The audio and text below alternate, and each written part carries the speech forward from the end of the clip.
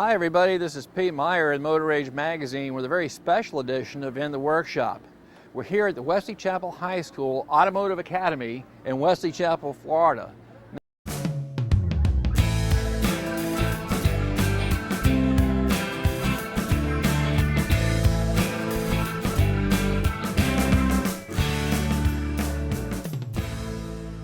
Now, this is a really great program, but it's not unique. There's lots of these programs dotting the country from East Coast to West Coast, and they're right in your backyard.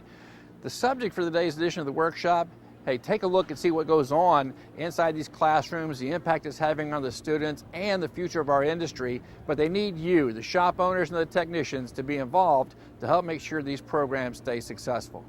Automotive, in my opinion, is something that's never going to end. It's something that, if that's something you like to do, it's something you should learn because that's something you can make a good career out of. It's something that's never going to go away. You come in here and you meet friends and you have these talks and everybody's looking at you like, what on earth are you talking about? You're speaking a whole language, different language. And, it's like just for the love of it. You come in here, you work on something and you see how what you worked works afterwards. Oh, it doesn't work now, wait till I'm done with it, it's going to work. And it's like it comes out of your hands. It's the hard work that you put into it. It's just the love, man. You just fall in love with cars, you fall in love with the industry, and it's something you come in enjoying doing. Public education and education in general, the speak has always been college, and it hasn't been automotive college or any type of trade college or school, because those are out there but kids don't know about them. There are students that are very, very gifted in areas that I could not even be gifted in, nor could many other people, and they could go make a ton of money doing something that they love. And that's the point of education, in my opinion, is to find something that you love to do and to be able to then get the education that you need to go do it. I think that the pendulum has shifted, and it does that a lot in education. I think it's shifted back this way, and I think it's a really good thing. I've never really thought about this. Like I said earlier, I was an athlete, or I am an athlete, and that's all I've ever thought about. I'm gonna make it doing. I'm gonna go to college because of that and do that. Sure. And you're gonna get that scholarship. Yeah, right? yeah, that's for NBA. Yeah, NBA, right, NFL. NFL, yeah, right? Then the pros. Yeah, the pros. Bucks are waiting. Right? Yeah, so that's what's been on my head since middle school, and one of my friends actually told me come in here and you're gonna get your mind expanded, mind blown. This is my second year teaching here. We have 6 bays, we have a dyno cell, we have 2 2-post lifts, we have a 4-post lift with an alignment rack on it now. I see the focus because it's like, I guess, their first year in the program, they're in the classroom. Yep. Yeah, we have, the way our years are broken up is you come in as a freshman, you'll be in an Auto 1 class. The way I devised it is every Wednesday, the Auto 1 kids are in the lab for 1 hour. So we teach them in the class, we take them out in the lab and show them what they've learned in the classroom. As sophomores, their second year, they will be in the Auto 2 program, which means Monday, Tuesday, they are in the classroom learning. Wednesday, they'll be in the shop by themselves. And then Thursday, Friday, they'll be teamed up with older students, helping them out. It gives them a co-teaching experience, peer learning. And then your junior and senior year, they'll be in what's called an auto block. So there's 2 hours a day in the shop. Every Wednesday they're in the classroom learning what they need to learn for the next week. We cover a new chapter, we introduce a new concept, and just cover the basics that way. And then, Monday, Tuesday, Thursday, Friday, they're in the shop learning whatever they can. We do oil changes, we do details, we do brakes, tire rotations, mount balance. And this is a high school program. The focus that you're teaching these kids, it seems to be preparing them as interns? Yeah, and that's something that we're working with in the industry is to set up an internship program, a shadowing sort of program. And it's going to be coming in the very near future, probably next month or so. I want to get these kids ready to know everything they need to know for their first 2 years in the business. Yeah. Anything above that I can teach them, great, but I want to make sure they know the basic entry-level skills like the back of their hand. Yeah, and I got to ask you, because I noticed up on the wall, is a bachelor's degree with your name on it. Yep. Right? Yeah. And you ended up in the automotive business. How did that happen? I got my bachelor's degree in 2002 from Michigan State University, good Big Ten school with a degree in horticulture.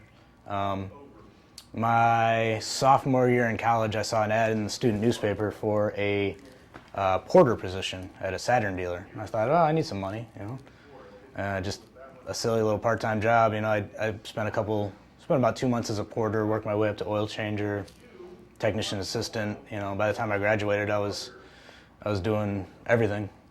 So I still stuck with it. I still got my bachelor's degree, and I actually did manage a greenhouse for a summer, and was making more money part-time going to school as a mechanic than I was using my chosen field of study. So we see a wide range of students. It's not the old days, where you're just a grease monkey hanging out in the auto shop. We've got kids that are, Brian, for instance, he's in the top, I think he's in the top 50 of his graduating class. He's got almost 500 in his graduating class. He's no dummy. Every other day we're in here, we're out there in the shop and we're doing work. I see myself doing this for a living, and it grows on you. You just really, I really like the hands-on. I didn't think I was that type of hands-on. Like before, I dealt with the book work, and like I told you earlier, I'm a pretty good student. So, I always thought, book work was for me, and all of a sudden you get it with hands-on, it just, I think I'm way better at doing that than anything else. So, I did it just because of that, for the reasons of wanting it, and I'm liking it way more than I've ever liked cars before. So the trades in general we're highly competitive in who we can get. Yeah. Right. Yeah, There's a small pool, big demand. Right. Across the board. And one of the things that really struck me is that I realize that automotive may be a harder job and may not be the most lucrative job, but I dig cars. Yeah. And I think that's one of the things that you and Doug are instilling in your students. Yeah, it gets in your blood, Your hands are dirty, and I think it just soaks in. But, yeah, it's a passion that you have to have. Nobody's a mechanic just because, it's easy. And I understand from one of your other students, I guess the Wesley Chapel Toyota has started expressing an interest in your. Yeah, Wesley Chapel Toyota, Wesley Chapel Honda are both owned by the same owner, and they both have. They're actually a very, very strong supporter. Within our program, we have a very strong advisory board from the local dealerships. We've got a lot of really good connections through all of them, and we're if they don't want to go to college to pursue their education, we want to be able to get them a foot in the door at one of the local dealerships. What would they think that would mean to you if you saw more of the shop owners, the dealers, taking more of an active interest in the program? What do you think that would mean to you and to the program?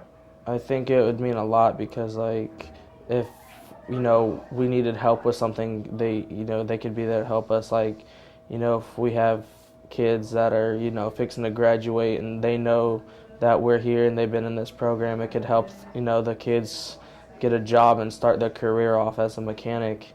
They're looking at this program, they're like, we can get kids from here come work for us. Like, for example, I said earlier that I had a mentor who is like a part owner, Wesley Chapel Toyota, Wesley Chapel Honda, and I told him about my friend, how much he had a passion for this, and right off the bat, he hired my friend. My friend's working there now full time, getting good pay for as young as he is. He just graduated last year. He's making good money. They're gonna send him, to become a master technician in Toyota. So I'm not saying they're paying for his school, but they're paying for him to learn what Toyota's all about, and complete knowledge of Toyota. So he's gonna end up making really, really good money as a young person. He's not even in his 20s. He's 19, already making great money and having a great job where he knows he's gonna get his hours because it's hands-on. You don't find a lot of people that are wanting to do that nowadays. Right. So so I'm glad that they're actually interested in us because there's a lot of kids that don't know about their future. So you said you have a strong advisory council? We have a very strong advisory board, yeah, which is very helpful. Definitely, yeah. Without their help, where would we be? What are we doing this for, really? And that's kind of the cooperative agreement we have with them, is that they're putting efforts into helping us out, knowing that their return on their investment will be quality employees. Right. Which it's a good business from a business standpoint. It's good from our standpoint. And we'd love to have anyone that would like to be a part of it. And we aren't really even looking for money. We have the things that we need. I mean, if people want to give us that, that's great. But it's honestly just the connection and to let kids know everything that's out there with regard to the spectrum of automotive technology, from, Jason used to say, from the hostess that greets you when you walk in the dealership. That's a job, an automotive job. She's got to be able to speak car. He's got to be able to speak car. There's a million jobs. The finance, person in an auto shop. It's much different than a mechanic, but there are numerous jobs that you can find if you like the auto industry, and we try to branch out and give our kids that experience in all of those areas. And they want the best employee that they can get, and we want to give them the best employee that they can have. So we kind of have the same goal in mind. Right. We all want what's best for the kids, and anybody that has that as their mindset can work with me. Yeah. So the shop owners who aren't involved around the country with the local program, get involved. Yeah, tell Get them. involved. It doesn't have to be financial. And if that's what and I don't even know that people are scared of that. It's just connections. It's making connections and honestly a personal support. Kids, I'm the principal. It's like being their mom or dad. Sometimes they don't listen. A lot of times they don't listen. They're like, yeah, whatever, you don't know what you're talking about. But if I get an automotive professional in here that works in a shop or a program that kid loves, and they say the same thing I've said 16 times, and that kid goes, man, and that kid starts getting good grades and is like, that's what I want to do, and now I've met this guy that works in the same setting, and that makes that kid graduate. Perfect. That's awesome. Yeah. Those are the connections that are powerful, that are going to take this academy and any others to just soaring heights.